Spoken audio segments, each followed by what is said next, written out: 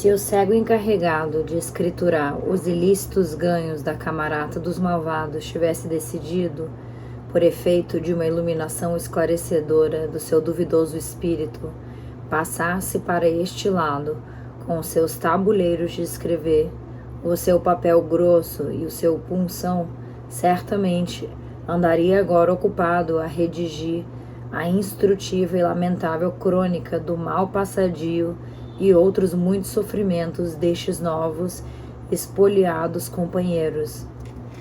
Começaria por dizer que lá de onde tinha vindo, não só os usurpadores haviam expulsado da camarata os cegos honrados, para ficarem donos e senhores eles de todo o espaço, como haveriam ainda por cima proibido aos ocupantes das outras duas camaratas da ala esquerda o acesso e a serventia das respectivas instalações sanitárias, como se lhes chama. Comentaria que o resultado imediato da infame prepotência terá fluído toda aquela aflita gente às sentinas deste lado, consequências fáceis de imaginar a quem não se tenha esquecido do estado em que tudo isso já se encontrava antes. Faria constar que não se pode andar pela cerca interior sem tropeçar em cegos escoando as suas diarreias ou retorcendo-se com as angústias de tenesmos que tinham prometido muito e afinal não resolviam nada. E, sendo um espírito observador, não deixaria a propósito de registrar a patente contradição entre o pouco que se ingeria e o muito que se eliminava. Desta maneira, ficando porventura demonstrado que a célebre relação de causa e efeito, tantas vezes citada, não é, pelo menos de um ponto de vista quantitativo, sempre de fiar. Também diria que, por enquanto, a estas horas, a camarata dos malvados deverá estar já atulhada de caixas de comida. Aqui, os desgraçados não tarda que se vejam reduzidos a apanhar migalhas do chão imundo.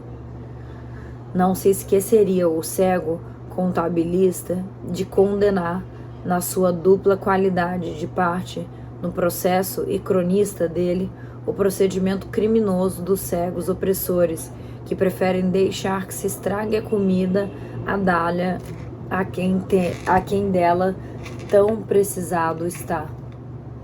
Pois se é certo que alguns daqueles alimentos podem durar umas semanas sem perder a virtude, outros, em particular os que vêm cozinhados, se não são comidos logo, em pouco tempo, estão azedos ou cobertos de bolores, portanto, imprestáveis para seres humanos, se estes o são ainda. Mudando de assunto, mas não de tema, escreveria o cronista, com grande mágoa de coração, que as doenças daqui não são apenas as do trato digestivo, ou seja, por carência de ingestão suficiente, ou seja, por mórbida descomposição do ingerido. Para cá não vieram apenas pessoas saudáveis, ainda que cegas. Inclusive, algumas destas, que pareciam trazer saúde para dar e vender, estão agora, como as outras, sem se poderem levantar dos pobres catres, derrubadas por umas gripes fortíssimas que entraram, não se sabe como, e não se encontra em nenhuma parte das 5 camaratas uma aspirina que possa baixar esta febre e aliviar essa dor de cabeça. Em pouco tempo acabou o que ainda havia, rebuscado até o forro das malinhas de mão das senhoras. Renunciaria o cronista, por circunspecção, a fazer um relato discriminativo de outros males que estão afligindo muitas das quase 300 pessoas postas em tão desumana quarentena, mas não poderia deixar de mencionar pelo menos 2 casos de cancro bastante adiantadas, que não quiseram as autoridades ter contemplações humanitárias na hora de caçar os cegos e trazê-los para aqui. Disseram mesmo que a lei, quando nasce, é igual para todos e que a democracia é incompatível com tratamentos de favor. Médicos em tanta gente, assim quis a má sorte. Não há mais do que um, ainda por cima, oftalmologista. Aquele há mais do que um, ainda por cima, oftalmologista. Aquele que menos falta nos fazia. Chegando a este ponto, o cego contabilista, cansado de escrever tanta miséria e dor, deixaria cair sobre a mesa o punção metálico. Buscaria, com a mão trêmula, o bocado de pão duro que havia deixado a um lado, enquanto cumpria sua obrigação de cronista do fim dos tempos, mas não o encontraria, porque outro cego, de tanto lhe pôde valer o olfato nesta necessidade, o tinha roubado. Então, renegando o gesto fraterno, o abnegado impulso que o tinha feito acudir a este lado, decidiu o cego contabilista que o melhor, se ainda ia a tempo, seria regressar à terceira camarata, lado esquerdo, ao menos lá, por muito que se lhe esteja resolvendo o espírito de honesta indignação contra as injustiças dos malvados, não passará fome. Disto realmente se trata, de cada vez que os encarregados de ir buscar a comida tornam as camaratas com o pouco que lá lhes foi entregue. Rebentam curiosos os protestos.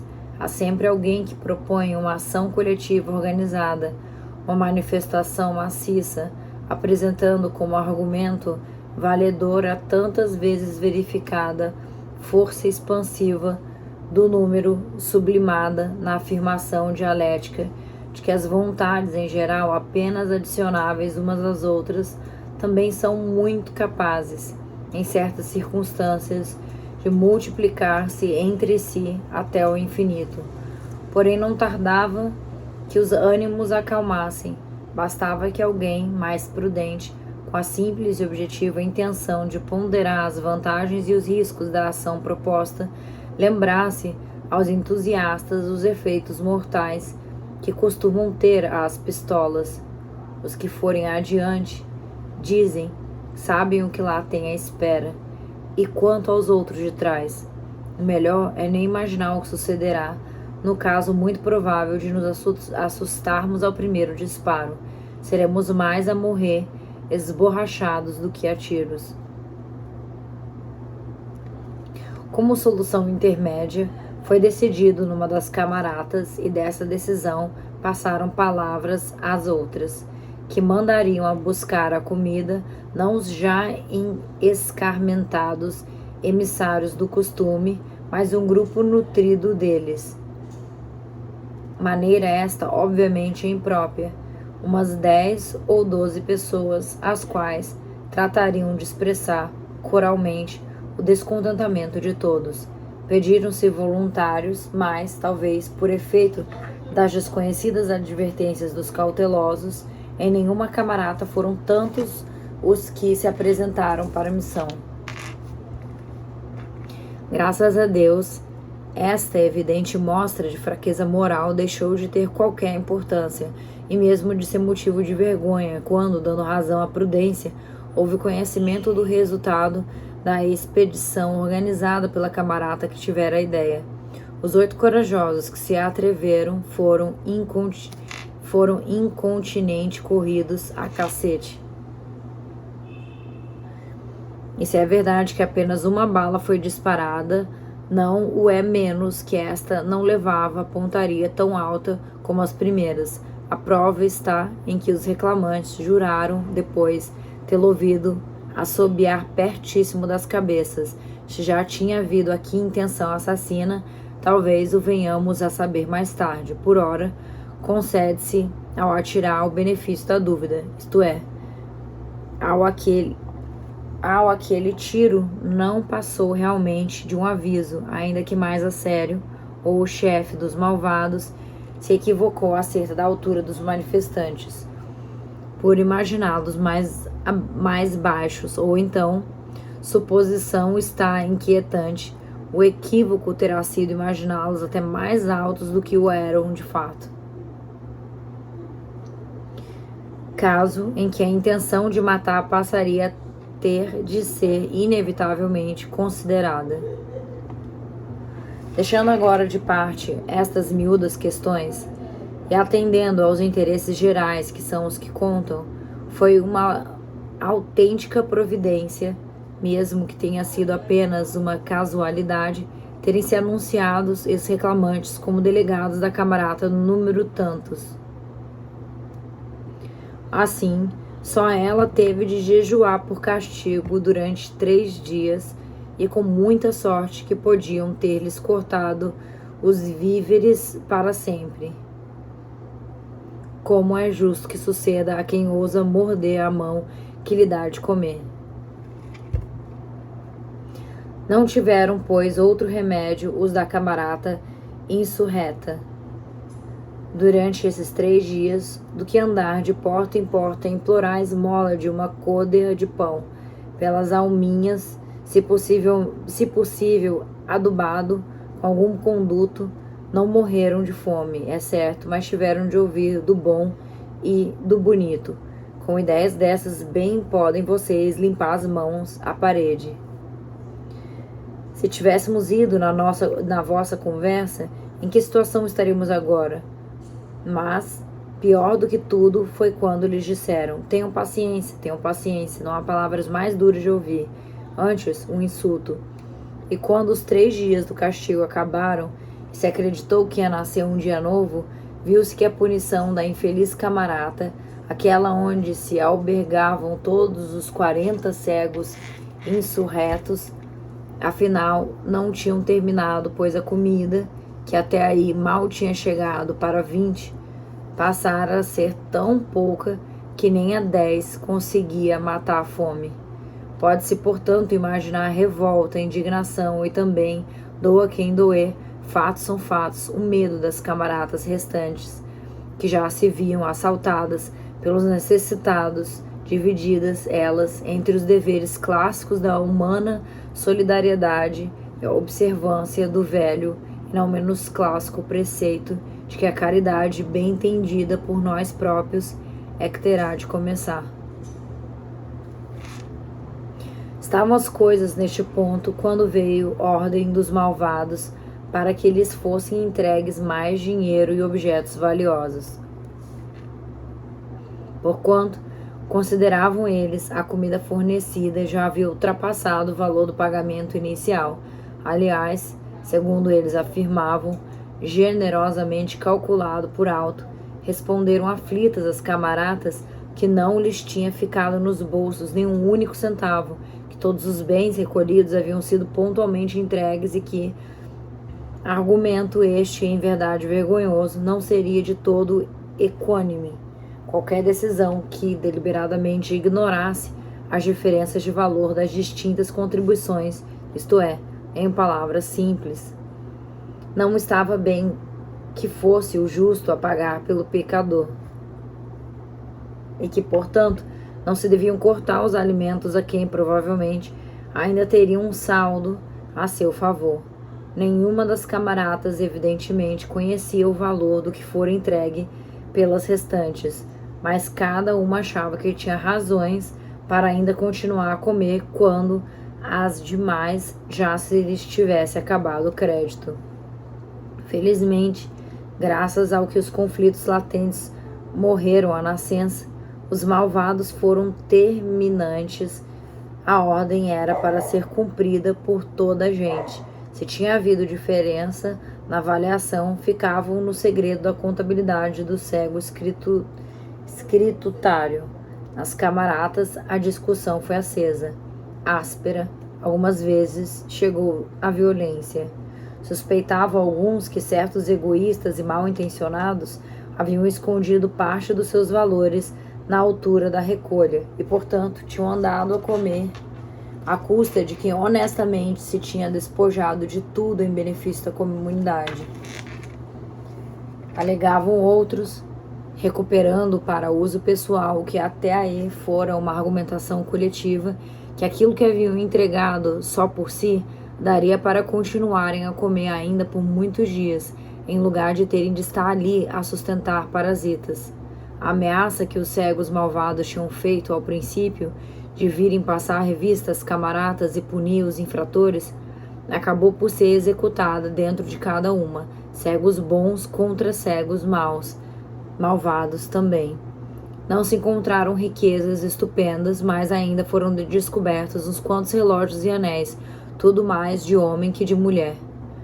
Quanto aos castigos da justiça interna, não passaram de uns safanões ao acaso, uns débeis socos mal dirigidos. O que mais se ouvia foram insultos, alguma frase pertencente a uma antiga retórica acusatória, por exemplo: até eras capaz de roubar a tua própria mãe. Imagine-se como se uma ignomínia assim, e outras de ainda maior consideração para virem a ser cometidas, tivessem de esperar o dia em que toda a gente cegasse e, por ter perdido a luz dos olhos, perdesse o farol do respeito.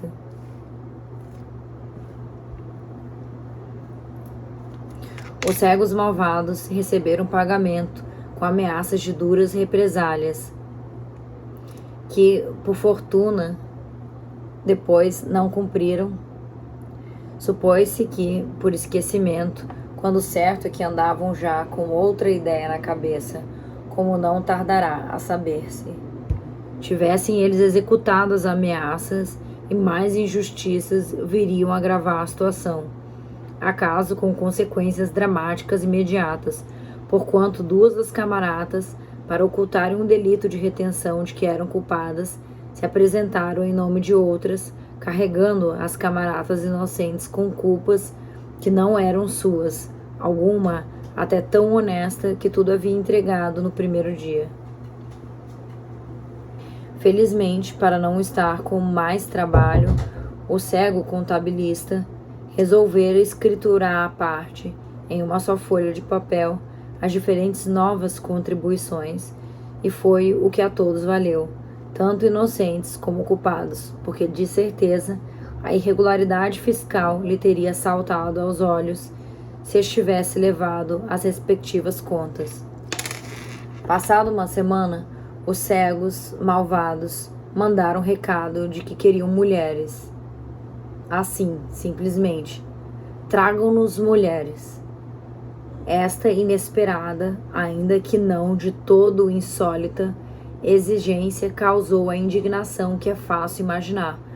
Os aturdidos emissários que vieram com as ordens voltaram logo lá para comunicar que as camaratas, as 3 da direita e as 2 da esquerda, sem exceção dos cegos e cegas que dormiam no chão, haviam decidido por unanimidade não acatar a degradante imposição, objetando que não se podia rebaixar a esse ponto a dignidade humana, neste caso feminina, e que se na terceira camarata, lado esquerdo, não havia mulheres, a responsabilidade, se a havia, não lhes poderia ser assacada.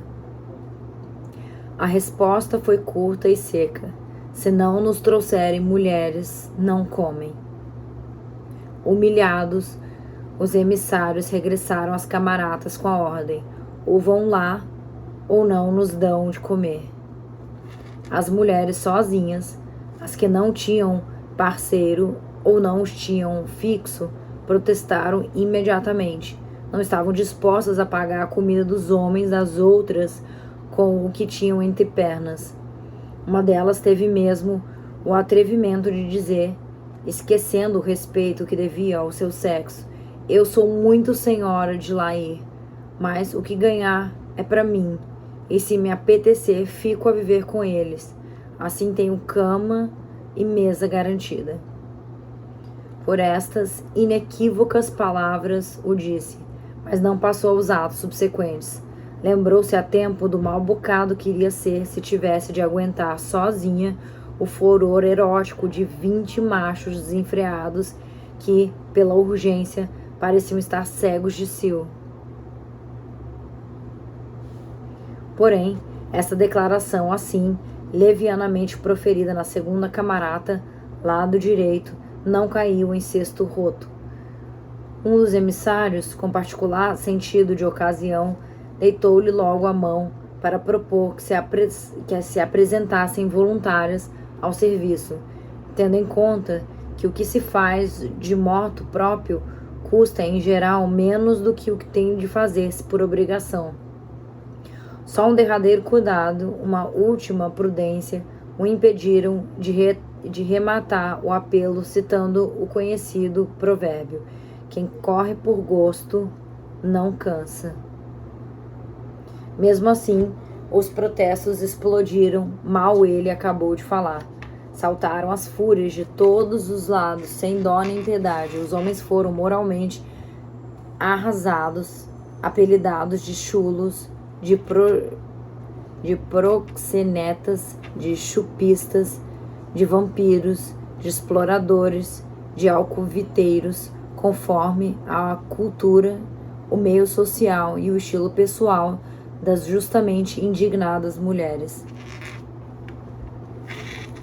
Algumas delas declararam-se arrependidas de terem cedido, por pura generosidade e compaixão, às solicitações sexuais de companheiros de infortúnio que tão mal agora lhes agradeciam, querendo empurrá-las para a pior das sortes.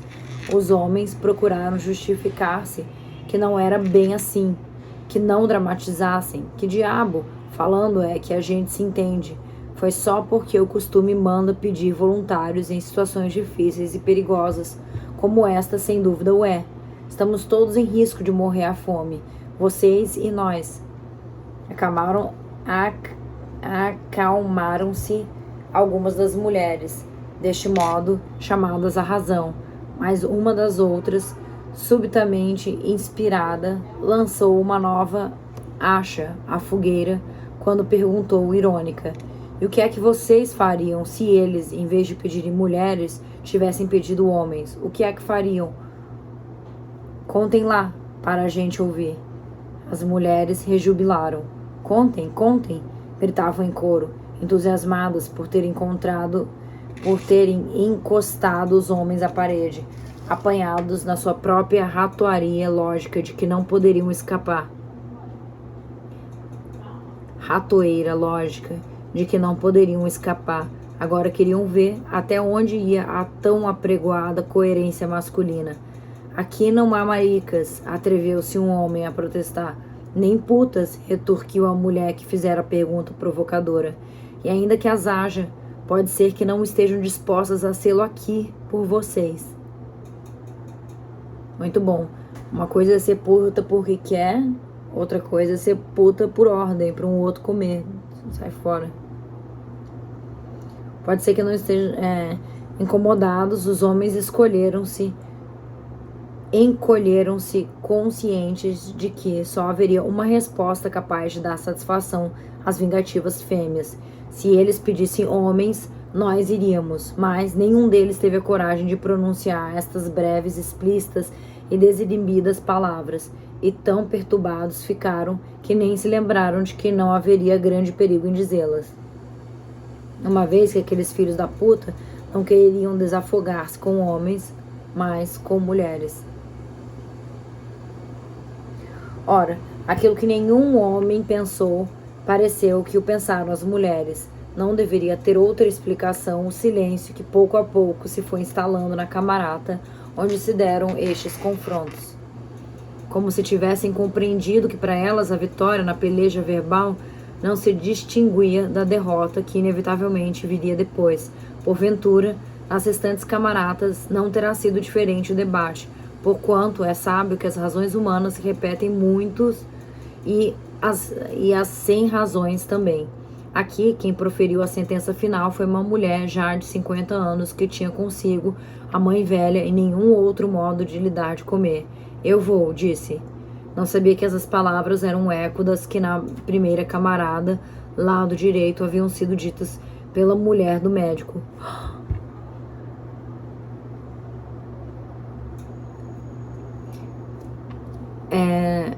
Eu vou, disse. Não sabia que essas palavras eram um eco das que na primeira camarata, lado direito, haviam sido ditas pela mulher do médico. Eu vou. Nesta camarata daqui as mulheres são poucas. Talvez por isto os protestos não foram tão numerosos nem tão veementes. Estava a rapariga dos óculos escuros, estava a mulher do primeiro cego, estava a empregada do consultório, estava a criada do hotel, estava uma que não se sabe quem seja, estava a que não podia dormir, mas esta era tão infeliz, tão desgraçada, que o melhor seria deixá-la em paz. Da solidariedade das mulheres não tinham por que beneficiar só os homens. O primeiro cego começara por declarar que mulher sua não se sujeitaria à vergonha de entregar o corpo a desconhecidos em troca do que fosse, que nem ela o quereria, nem ele o permitiria, que a indignação não tem preço, que uma pessoa começa por ceder nas pequenas coisas e acaba por perder todo o sentido da vida. O médico perguntou-lhe então que sentido da vida via ele na situação em que todos ali se encontravam, famintos, cobertos de porcaria até as orelhas, roídos de piolhos, comidos de percevejos, espicaçados de pulgas. Também eu não quereria que a minha mulher lá fosse, mas esse meu querer não serve de nada. Ela disse que está disposta a ir, foi a sua decisão. Sei que o meu orgulho de homem, isto a que chamamos de orgulho de homem, se é que depois de tanta humilhação ainda conservamos algo que mereça tal nome, sei que vai sofrer. Já está a sofrer, não posso evitar, mas é provavelmente o único recurso se queremos viver. Cada qual procede segundo a moral que tem. Eu penso assim e não tenciono mudar de ideia, retorquiu o agressivo primeiro cego. Então a rapariga dos óculos escuros disse: os outros não sabem quantas mulheres há aqui, portanto, você poderá ficar com a sua para o seu exclusivo gasto, que nós os alimentaremos a si e a ela. Sempre quero ver como se irá sentir dignidade depois, como lhe vai saber o pão que nós lhe trouxemos.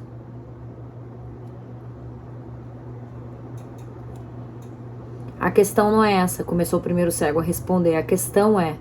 Mas ficou com a frase no ar. Na verdade, não sabia qual era a questão. Tudo quanto ele havia dito antes não passava de umas quantas opiniões avulsas.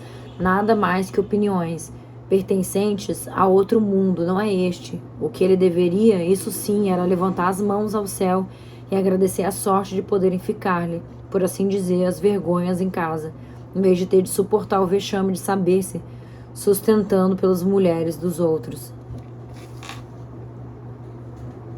Pela mulher do médico, para ser preciso e exato, porque, quanto aos restantes, excetuando a rapariga dos óculos escuros, solteira e livre, de cuja vida é dissipada, já temos mais do que suficiente informação.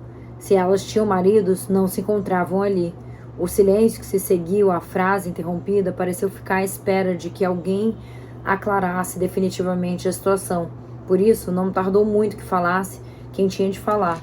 Foi ela, a mulher do primeiro cego, que disse, sem que a voz lhe tremesse: sou tanto como as outras, faço o que elas fizerem. Só fazes o que eu mandar, interrompeu o marido. Deixa-te de autoridades, aqui não te servem de nada. Estás tão cego como eu. É uma indecência. Está na tua mão não seres indecente. A partir de agora, não comas. Foi esta a cruel resposta inesperada em pessoa que até hoje se mostrará dócil e respeitadora do seu marido. Aqui não te serve, deixa-te de autoridades, aqui não te servem de nada. Estás tão cego como eu. É uma indecência. Está na tua mão não seres indecente. A partir de agora, não comas. Foi esta cruel resposta, inesperada em pessoa, que até agora se mostrara dócil e respeitadora do seu marido. Ouviu-se uma brusca risada. Era a criada do hotel. Ai, come, come, que há de ele fazer, coitado. De repente, o riso converteu-se em choro. As palavras mudaram. Que havemos nós de fazer? Disse. Era quase uma pergunta, uma mal resignada pergunta, para que não existia resposta, como um desalentado abanar de cabeça. Tanto assim que a empregada do consultório não fez mais do que repeti-la. Que havemos nós de fazer? A mulher do médico levantou os olhos para a tesoura dependurada na parede.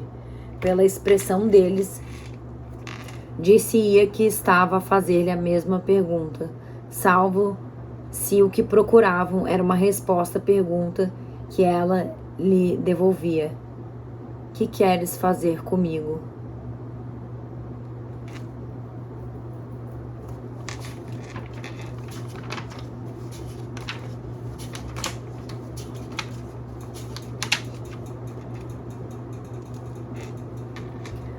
Porém, cada coisa chegará no tempo próprio. Não é por muito ter madrugado que se há de morrer mais cedo. Os cegos da terceira camarata, lado esquerdo, são pessoas organizadas. Já decidiram que vão começar pelo que tem de mais perto, pelas mulheres das camaratas da sua ala. A aplicação do médico, rotativo, palavras mais do que justa, apresenta todas as vantagens e nenhuma inconveniência. Em primeiro lugar, porque permitirá saber em qualquer momento o que foi feito e o que está por fazer. É como olhar um relógio e dizer do dia que passa: vivi desde aqui até aqui. Falta-me tanto ou tão pouco. Um segundo lugar, porque quando a volta das camaratas estiver concluída, o regresso ao princípio trará uma indiscutível aragem de novidades, sobretudo para os de memória sensorial mais curta. Folguem, portanto, as mulheres das camaratas da ala direita, com a qual das minhas vizinhas posso eu bem, palavras que nenhuma disse, mas que todas pensaram. Na verdade, ainda está por nascer o primeiro ser humano desprovido daquela segunda pele, a que chamamos egoísmo, bem mais dura que a outra, que por qualquer coisa sangra. Há que dizer ainda que duplamente estão estas mulheres folgando. Assim são os mistérios da alma humana, pois a ameaça, de todos os modos próxima da humilhação a que irão ser sujeitas, acordou e exacerbou, dentro de cada camarata, apetites sexuais que a condição da convivência havia debilitado. Era como se os homens estivessem pondo nas mulheres desesperadamente a sua marca antes que lhe as levassem. Era como se as mulheres quisessem encher a memória de sensações experimentadas voluntariamente para melhor se poderem defender da agressão daquelas que, podendo ser, recusariam. É inevitável perguntar, tomando como exemplo a primeira camarata, lado direito, como foi resolvida a questão da diferença de quantidade de homens e de mulheres, mesmo descontando os incapazes do sexo masculino, que usar, como deve ser o caso do velho da venda preta e de outros, desconhecidos, velhos ou novos, que por isso ou por aquilo não disseram nem fizeram nada que interessasse ao relato. Já foi dito que são 7 mulheres nesta camarada, incluindo a cega das insônias, e que não se sabe quem seja, e que os casais normalmente constituídos não são mais do que 2, porque deixaria de fora uma desequilibrada quantidade de homens. O rapazinho estrábico ainda não conta. Acaso noutras camaratas haverá mais mulheres do que homens, mas uma regra não escrita que o uso fez aqui nascer e depois tornou lei, manda que todas as questões devam ser resolvidas dentro das camaratas em que tenham sido suscitadas, a exemplo do que ensinavam os antigos, cuja sabedoria nunca nos cansaremos de louvar. Fui à casa da vizinha, envergonhei-me, voltei para a minha, remediei-me. Darão, portanto, as mulheres da primeira camarata, lado direito, remédio às necessidades dos homens que vivem debaixo do seu mesmo teto, com exceção da mulher do médico que, vá-se lá saber por quê, ninguém se atreveu a solicitar, por palavras ou mão estendida. Já a mulher do primeiro cego, depois do passo em frente que tinha sido a abrupta resposta dada ao marido, fez embora discretamente o que fizeram as outras, como ela própria avisara. Há, porém, resistência contra as quais não podem nem razão nem sentimento, como foi o caso da rapariga dos óculos escuros, a quem o ajudante de farmácia, por mais que tivesse multiplicado em argumentos, por mais que se fizesse em súplicas, não conseguiu render, pagando assim a falta de respeito que cometera ao princípio. Esta mesma rapariga, entenda as mulheres quem puder, que é a mais bonita de todas as que aqui se encontram, a de corpo mais bem feito, a mais atraente, a que todos passaram a desejar quando correu a voz do que valia, foi afinal, numa noite destas, meter-se por sua própria vontade na cama do velho da venda preta, que a percebeu como chuva de verão e cumpriu o melhor que podia, bastante bem para a idade, ficando por esta via demonstrado mais uma vez que as aparências são enganadoras e que não é pelo aspecto da cara e pela presteza do corpo que se conhece a força do coração. Toda a gente na camarata compreendeu que tinha sido por pura caridade que a rapariga dos óculos escuros se fora oferecer ao velho da venda preta, mas houve ali homens, dos sensíveis e sonhadores, que, tendo já antes gozado dela, se puseram a devanear e pensar que não deveria haver melhor prêmio neste mundo que encontrar-se um homem estendido na sua cama, sozinho, imaginando impossíveis a perceber uma mulher vem levantar as cobertas muito devagar e por debaixo delas se insinua, roçando lentamente o corpo ao longo do corpo, até ficar quieta, enfim, em silêncio, à espera de que o ardor dos sangues apazigue o súbito tremor da pele sobressaltada. E tudo isso por nada, só porque ela o quis. São fortunas que não andam por aí ao disparato. Às vezes é preciso ser-se velho e levar uma venda preta a tapar uma órbita definitivamente cega. Ou então, certas coisas, o melhor é deixá-las sem explicação. Dizer simplesmente o que aconteceu, não interrogar o íntimo das pessoas, como foi daquela vez que a mulher do médico tinha saído da cama para ir aconchegar o rapazinho estrábico que se havia destapado. Não se deitou logo. Encostado à parede do fundo, no espaço estreito entre as duas fileiras de catres, olhava desesperada a porta no outro extremo, aquela por onde tinham entrado num dia que já parecia distante e que não levava agora a parte alguma. Assim estava quando viu o marido levantar-se e, de olhos fixos, como um sonâmbulo, dirigir-se à cama da rapariga dos óculos escuros. Não fez um gesto para o deter. De pé, sem se mexer, viu como ele levantava as cobertas e depois se deitava ao lado dela, como a rapariga despertou e o recebeu sem protesto, como as duas bocas se buscaram e encontraram. E depois o que tinha de suceder, sucedeu. O prazer de um, o prazer do outro, o prazer de ambos, os murmúrios abafados. Ela disse: "Ó senhor doutor." E essas palavras podiam ter sido ridículas e não foram. Ele disse: "Desculpe, não sei o que me deu. De fato, tínhamos razão. Como poderíamos nós, que apenas vemos, saber o que nem ele sabe?"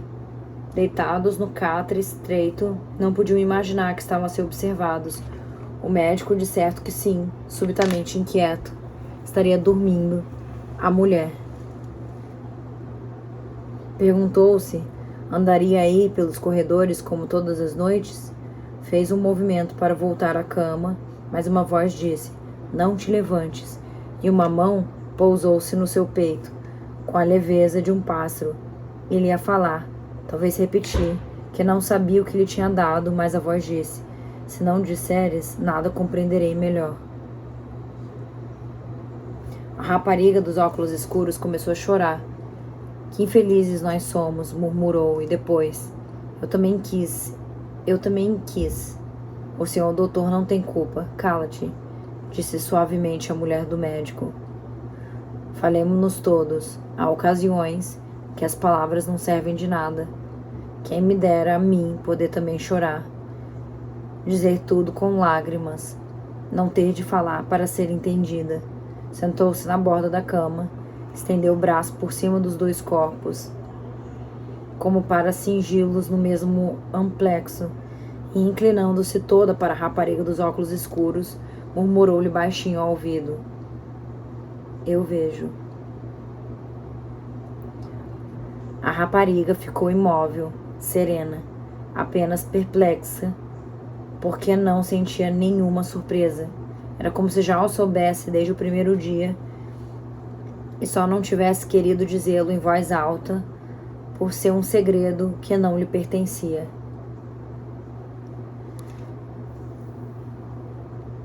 Cara, eu acho isso uma loucura, tipo, o que é isso, né, do ser humano achar tão importante ter relação com outras pessoas para além de um relacionamento monogâmico, porque, putz, a mulher só estava ali pelo marido, só, naquela situação horrorosa, pelo quanto ela amava ele, e ela foi voluntariamente. Eu tenho certeza que ela queria estar ali, e ele sabendo que ela estava ali por ele, por amor a ele, faz esse tipo de coisa, né?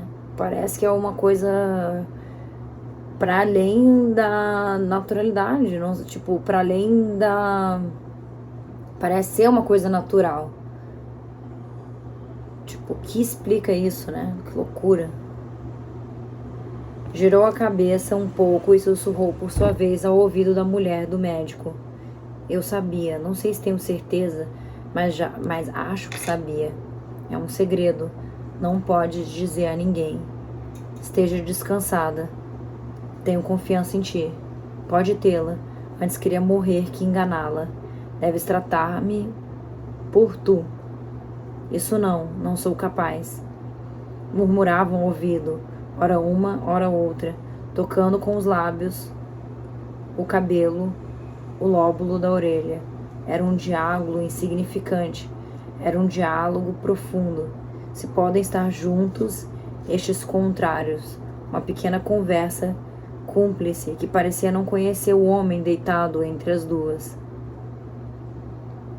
mas que o envolvia numa lógica fora do mundo das ideias e realidades comuns. Depois a mulher do médico disse ao marido: deixa-te ficar um pouco mais, se queres. Não, vou para a nossa cama. Então ajudo-te. Ergueu-se para lhe deixar os movimentos livres.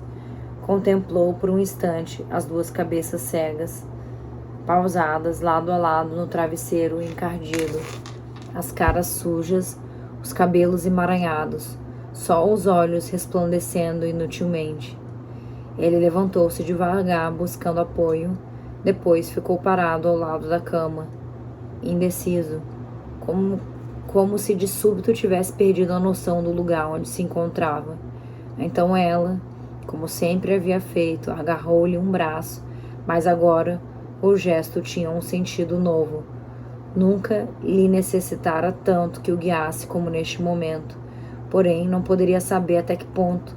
Só as duas mulheres o souberam verdadeiramente, quando a mulher do médico tocou com a outra mão a face da rapariga e ela, impulsivamente, lhe a tomou para levar aos lábios. Pareceu ao médico que ouvia chorar, um som quase inaudível, como só pode ser o de umas lágrimas que vão deslizando lentamente até as comissuras da boca e aí se somem para recomeçarem um ciclo eterno das inexplicáveis dores e alegrias humanas. A rapariga dos óculos escuros ia ficar só. Ela era a que devia ser consolada, por isso a mão da mulher do médico tardou tanto a desprender-se. Ah, que mulher incrível, hein? No dia seguinte, à hora do jantar, se uns míseros pedaços de pão duro e carne bafienta mereciam tal nome, apareceram à porta da camarata 3 cegos vindo do outro lado. Quantas mulheres têm vocês aqui? Perguntou o deles. 6, respondeu a mulher do médico, com a boa intenção de deixar de fora a cega das insônias. Mas ela emendou em voz apagada. Somos 7. Os cegos riram. Ó diabo, disse um. Então vocês vão ter de trabalhar muito esta noite. E outra sugeriu. Talvez fosse melhor ir buscar o reforço à camarata a seguir. Não vale a pena, disse o terceiro cego, que sabia a aritmética. Praticamente são 3 homens para cada mulher. Elas aguentam. Riram todos outra vez. E os que tinham perguntado quantas mulheres havia, deu a ordem. Quando acabarem, vão ter conosco. E acrescentou, isto é, se quiserem comer amanhã e dar de mamar aos vossos homens. Diziam essas palavras em todas as camaratas, mas continuavam a divertir-se tanto com a chalaça como no dia em que a tinham inventado. Torciam-se de riso, davam patadas, batiam com os grossos paus no chão. Um deles preveniu subitamente: se alguma de vocês ainda está com sangue, não a queremos. Ficará para a próxima vez. Nenhuma está com sangue, disse serenamente a mulher do médico. Então preparem-se e não se demorem. Estamos à vossa espera. Viraram costas e desapareceram. A mulher e desapareceram. A camarata ficou em silêncio. 1 minuto depois, disse a mulher do primeiro cego: não posso comer mais. Era quase nada o que tinha na mão e não o conseguia comer. Nem eu, disse a cega das insônias. Nem eu, disse aquela que não se sabe quem seja. Eu já sabia. Eu já acabei, disse a criada do hotel. Eu também, disse a empregada do consultório. Eu vomitarei na cara do primeiro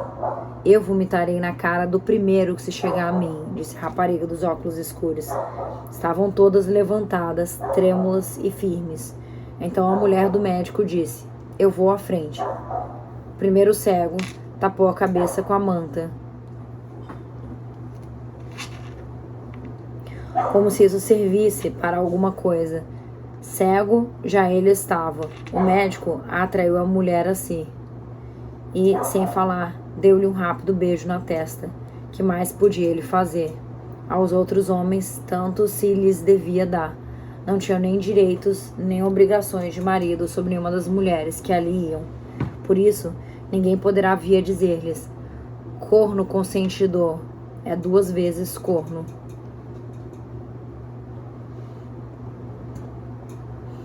A rapariga dos óculos escuros foi pôr-se atrás da mulher do médico. Depois, sucessivamente, a criada do hotel, a empregada do consultório, a mulher do primeiro cego, aquela que não se sabe quem seja, e enfim a cega das insônias. Uma fila grotesca de fêmeas mal cheirosas, com as roupas imundas e andrajosas. Parece impossível que a força animal do sexo seja assim tão poderosa, ao ponto de cegar o olfato, que é o mais delicado dos sentidos. Não faltam mesmo teólogos que afirmam, embora não por estas exatas palavras, que a maior dificuldade para chegar a viver razoavelmente no inferno é o cheiro que lá há.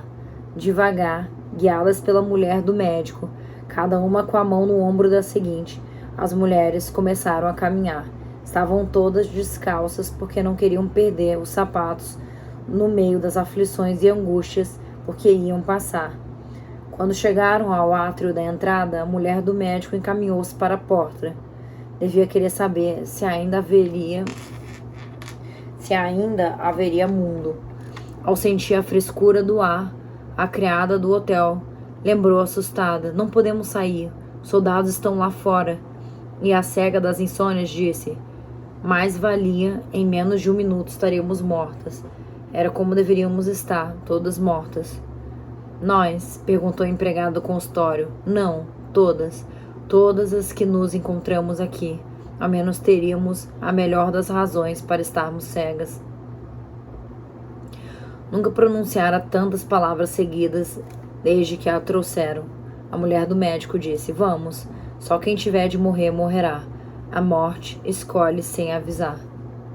Passaram a porta que dava acesso à ala esquerda. Enfiaram-se pelos compridos corredores. As mulheres das 2 primeiras camaratas poderiam, se quisessem, falar-lhes daquilo que as esperava, mas estavam encolhidas nas suas camas, como bestas espancadas. Os homens não se atreviam a tocar-lhes, nem sequer tentavam aproximar-se, que elas punham-se aos gritos.